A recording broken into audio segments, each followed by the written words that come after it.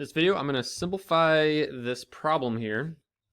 So we have order of operations, we have radicals, we have cube roots, fourth roots, exponents, negative, and then 5 squared. We have a lot going on.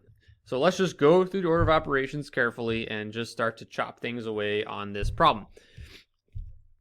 So the first thing I'm noticing is the brackets. I have these statements right here, brackets, I have brackets, and then that entire bracket is being raised to the fourth. So what I need to do is I need to clean up that bracket. And then from there, after I get that number, whatever that answer is, I would raise that to the fourth power. So let's go ahead and do that. So within the bracket, I'm going to go through my order of operations. So I have these radicals. So I'm going to leave negative 5 squared alone for now. I know I could clean that up, but let's just leave it alone for just a second. Let's focus on these brackets. So inside the brackets, I have square root of 16.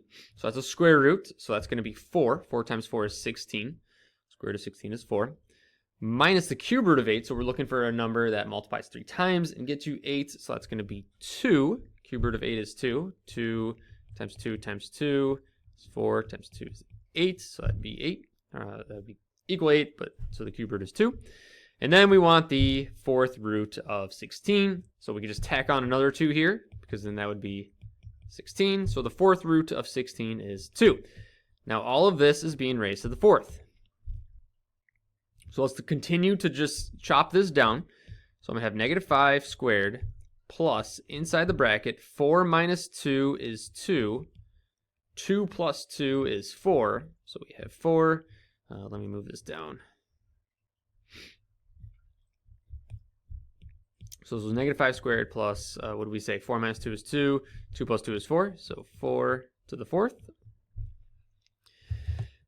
So the result of the inside of the bracket was just 4. Now that entire result, which is just 4, is going to be raised to the fourth power. So I'm just going to do 4 to the fourth, which comes out to be 256. So I have negative 5 squared plus 256. And I probably should have just dealt with the negative 5 squared at the same time, but that's okay.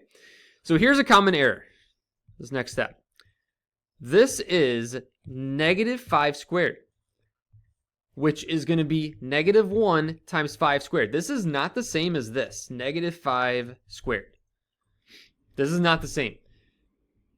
If I had parentheses, then it would be negative 5 times negative 5, but it's not. It's negative times 5 squared. So what this really is negative times 5 times 5.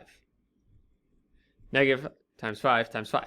So I'm just doing 5 squared, which is 25, times a negative, which is going to give us negative 25.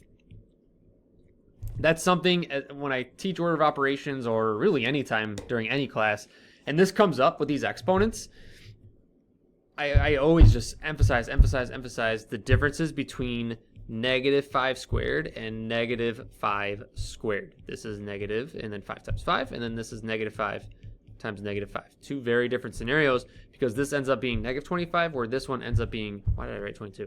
This ends up being 25, positive 25. So be careful there. Now back to the problem here. I just have negative 25 plus 256. Don't want to make any mental errors. And that's going to be 231, because you want to do 256 minus 225. So you get 231. Not the most difficult problem in the world, but there are just really little mistakes that could happen. Mostly being here. Very easy to just get positive 25 because you see that negative, so you think negative 5 times negative 5. And then just making little errors with these radicals and not knowing how to deal with this exponent. But we want to condense and then raise that to the exponent. So hopefully this was okay for you.